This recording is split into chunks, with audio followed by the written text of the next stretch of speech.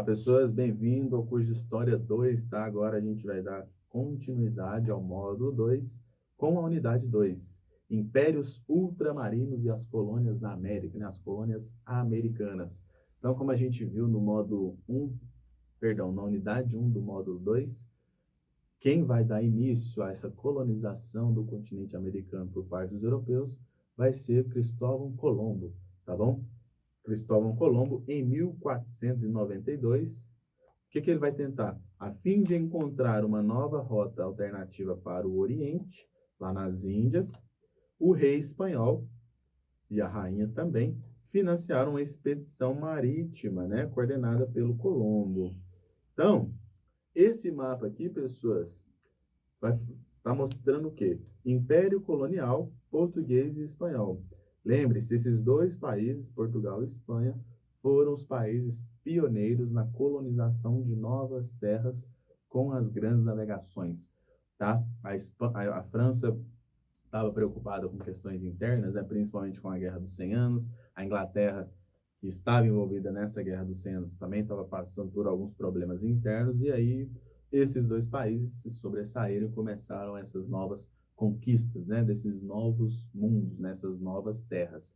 Então, vocês estão percebendo no mapa que só tem dois países dominando quase que o globo inteiro, né? Principalmente no hemisfério sul.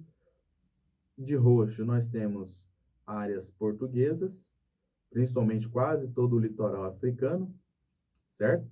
E aqui o litoral brasileiro. Do outro lado, né, principalmente aqui na América, nós temos de verde a América Espanhola. Pessoal, e essa linha aí? Essa linha eu vou explicar daqui a pouco, né? Por que que o mundo foi dividido apenas entre portugueses e espanhóis. Primeira coisa, pessoal, vocês têm que entender é que quando Colombo chegou até a América em 1492, esse continente era um continente desconhecido, desconhecido por parte europeia, né? Então, por isso que quando Colombo chegou aqui, ele achou que estava nas Índias e deu o nome de índios aos nativos que aqui habitavam. E esse nome pegou. Mas é um nome um pouco pejorativo porque se trata de um equívoco geográfico do Colombo, né? Porque, na verdade, não é nenhum grande equívoco, mas é porque ele não sabia que se tratava de um novo continente, de novas terras. Mas o nome pegou, o nome está consolidado e a gente chama os nativos que vivem aqui na América de índios. Mas tomem cuidado com isso. Quando Colombo chega até a América, Portugal e Espanha começam a questionar a posse dessas terras, né? Porque eles fizeram um acordo alguns anos antes de que todas as terras ao sul das Ilhas Canárias seriam portuguesas. E aí, em 1494, a gente tem a assinatura do Tratado de Tordesilhas, né? Um acordo feito entre Espanha e Portugal para o domínio dessas terras. O que que esse acordo firmava?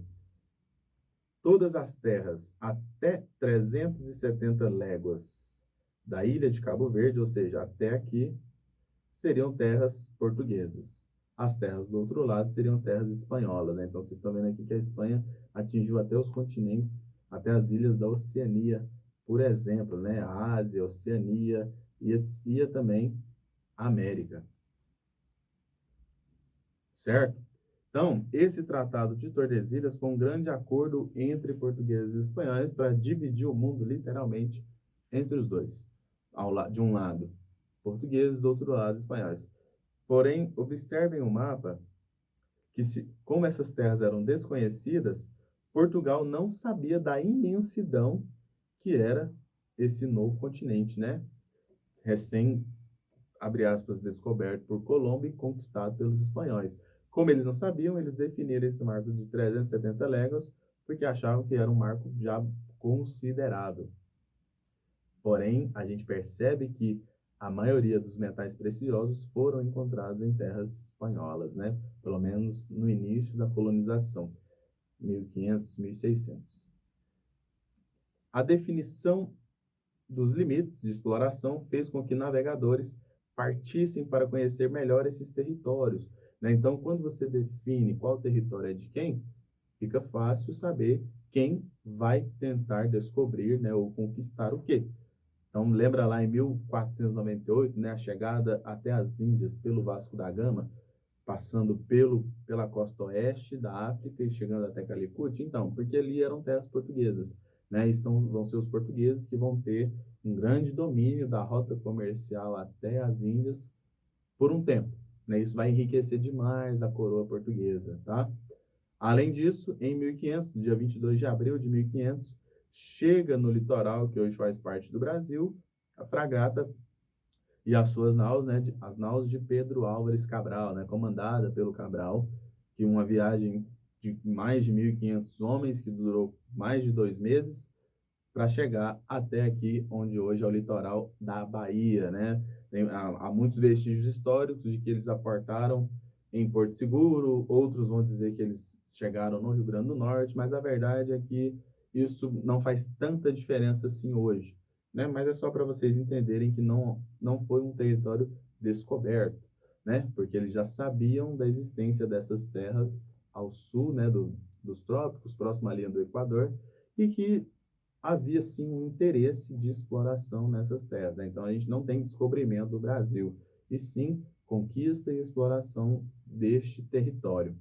O principal interesse de Portugal na conquista e colonização dessas novas terras, olha a palavra conquista de novo aí, pessoas, era o quê? Encontrar ouro, metais preciosos. Lembra lá do metalismo que a gente falou no módulo passado? Então, quando eles chegaram aqui na América Portuguesa, eles não encontraram, né? Não temos ouro e prata lá no Nordeste brasileiro. Isso não acontece. O que aconteceu então, professor? Que eles não encontraram ouro e prata, metais preciosos.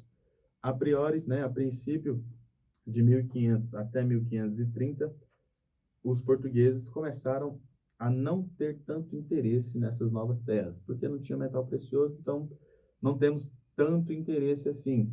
Não, observe a palavra, não temos tanto interesse. Isso não significa que não tinha nenhum interesse.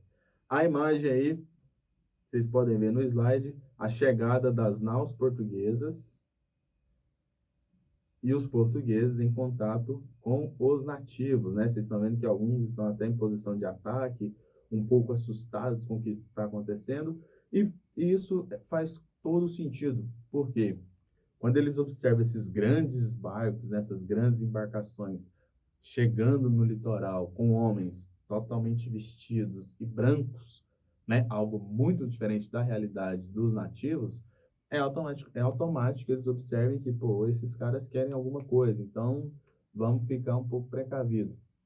Porém, pessoas, no início, né, lá em 1500, no dia 22 de abril de 1500, o primeiro, né, ou os primeiros contatos entre nativos e portugueses foram contatos amistosos, tá? Não houve, pelo menos nos primeiros momentos, né, nos primeiros contatos, um contato de surpresa, um contato de admiração e de curiosidade, tanto por parte dos nativos quanto por parte dos portugueses, né, dos europeus. Mas isso não vai durar muito tempo, tá? Não vai durar muito tempo. Vai começar aí uma exploração portuguesa no litoral brasileiro, e essa exploração vai durar aí até o século XIX, mas a gente vê depois. Nos primeiros momentos, pessoas, de 1500 a 1530, a exploração que se deu no território brasileiro foi a exploração de matéria-prima, né, através do escambo e do extrativismo. O que era o escambo? Era uma troca que havia entre nativos e europeus. Os portugueses viram que ali no litoral do Nordeste, né, principalmente hoje na zona da Mata, região do bioma Mata Atlântica, havia uma árvore de cor avermelhada, chamada de pau-brasil. Esse pau-brasil era uma madeira muito rica e muito forte, que poderia ser usada para N coisas, né? Como, por exemplo, construção de móveis e também o tingimento de tecidos, né, por conta da sua cor avermelhada. Então, os portugueses pediam, abre aspas, pediam para os índios tirarem, extraírem a madeira, levar para os navios, e em troca, esses nativos recebiam espelhos, miçangas, pentes, etc, etc, esses objetos de menor valor.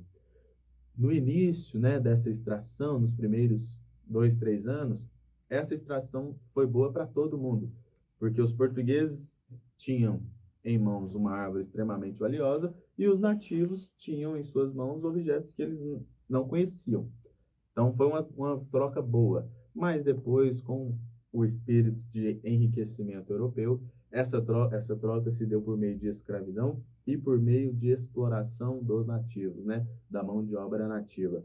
Essa exploração vai durar mais ou menos 30 anos e vai ser o primeiro desmatamento da história brasileira. De 1530 em diante, né, o que aconteceu de 1530 em diante? Os portugueses decidiram colonizar de fato o território, criando capitanias hereditárias. Outros europeus começaram a invadir aqui o litoral brasileiro, como alguns holandeses, e aí por conta disso, os portugueses falaram, não, a gente tem que fixar moradia nesse local para garantir a posse do território, né? Então percebam, foi um início de extração de matéria-prima e extrativismo, depois, 1530, mais precisamente em 1534, os portugueses lançaram as capitanias hereditárias, que a gente vai ver agorinha. Antes dos europeus, os povos nativos da América não produziam para nenhum mercado. Tudo que eles produziam destinavam ao consumo próprio. O que a gente quer dizer com isso? Com a chegada dos portugueses, é que vai haver uma extração da madeira para a mercantilização dessa madeira. Os índios desmatavam a floresta, a Mata Atlântica? Sim, mas era para subsistência, né? Então não era um desmatamento grandioso, era só para sobreviver, era só para fazer uma canoa, fazer um tronco de uma oca e etc, etc. Não havia esse desmatamento em grande escala para vender a árvore, né? Então, querendo ou não, havia uma proteção natural por parte dos nativos que foi totalmente desfeita com a chegada dos europeus e a extração do pau-brasil para a venda nos mercados europeus e asiáticos. Esse é um pequeno mapa das capitanias hereditárias. O que eram essas capitanias hereditárias? Faixas de terra doadas a portugueses. Para esses portugueses que recebiam as terras, né, os chamados donatários, administrassem todo esse território, formulassem leis, formulassem organizações comerciais e exploração da própria terra, né, como a plantação de alguma mercadoria. Para quê? Para proteger o território em prol da colônia, né? Aliado ao interesse em inserir sua colônia americana na lógica mercantilística de produção, fez com que Portugal implantasse um sistema de incentivo à colonização na América, as capitanias hereditárias. Só que foi um fracasso. Um fracasso porque essas capitanias eram muito distantes, né? Os homens que aqui chegavam encontravam a resistência dos nativos, um território hostil, um território de muito desconhecimento, e aí não vingou mesmo. Porque aí, como não vingou, em 1549, o governo decide então ocupar as terras aqui hoje consideradas brasileiras, criando um governo geral e fundando a primeira capital do país, Salvador, né? Impôs algumas regras, como um sistema colonial e o pacto de comércio, né? O pacto colonial exclusivo com a metrópole, além de começar o plantio da cana. E aqui, pessoas, século XVI, tá? Mais precisamente aí por volta de 1550. Açúcar na época era considerado um ouro branco, porque era muito valiosa e muito escassa. Não é qualquer lugar que dá para você plantar cana, né? No Brasil foi um sucesso, por quê? Clima extremamente tropical, né? Um clima quente que favorece o cultivo da cana, além dos solos férteis, né, que havia no Nordeste. Então foi um sucesso a plantação de cana aqui no Brasil, principalmente no Nordeste, tá bom? Então, durante muito tempo, a cana, né, o cultivo da cana e a produção de açúcar vai ser a principal atividade da colônia, né, das terras hoje brasileiras, né? Essa exploração vai se dar primeiro com a mão de obra dos nativos e depois escravos negros africanos. Lembra lá a mercantilização da vida? Então, esses escravos vão ser, depois dos nativos, a principal mão de obra nas lavouras de cana-de-açúcar. Com o passar do tempo, né, principalmente ali no século XVI e XVII, o território do litoral brasileiro começa a ficar pequeno, vamos dizer assim. Então, homens de São Paulo começam a sair dessa região, né, dessa região paulista, para o interior do Brasil em busca de novas descobertas, novas possibilidades e, consequentemente, novas riquezas, né? Esses grupos de homens são os bandeirantes, né? Homens paulistas que saíram do interior, que saíram de São Paulo em busca de novas terras no interior do Brasil. Ponto positivo para os bandeirantes: expandiram o território nacional além da linha do Tratado de Tordesilhas. Ponto negativo: essa expansão do território brasileiro se deu em prol de massacre de muitos nativos e também a escravização desses nativos para as fazendas no Sudeste. Quem era contra isso? Jesuítas, né? Os jesuítas que vieram para o Brasil para catequizar os índios, lá na época da Contra-Reforma, para expandir a fé cristã e etc., eles eram totalmente contrários, tá, a essa escravização dos nativos. Então, houve por um certo tempo um embate aí entre bandeirantes e jesuítas. E um outro ponto positivo, pessoas, para a gente encerrar aqui esse módulo, é para os bandeirantes, foi, né, a descoberta do ouro em Minas Gerais. Esse ouro que, com o passar do tempo, vai ser uma outra grande fonte de atividade econômica do Brasil, tá? Essa descoberta do ouro vai se dar aí no século 17, tá? Mais por volta de 1690, chegando ali no século 18, tá bom? Então vão ser quase 100 anos aí de exploração do ouro na região do Sudeste brasileiro, mais especificamente nas Minas Gerais. Então você tinha um Nordeste rural com a plantação de cana-de-açúcar e um Sudeste, né, um Centro-Sul mais urbano, com desenvolvimento de cidades próximas às zonas de extração do ouro. Assim a gente encerra a unidade 2 do módulo 2. Valeu!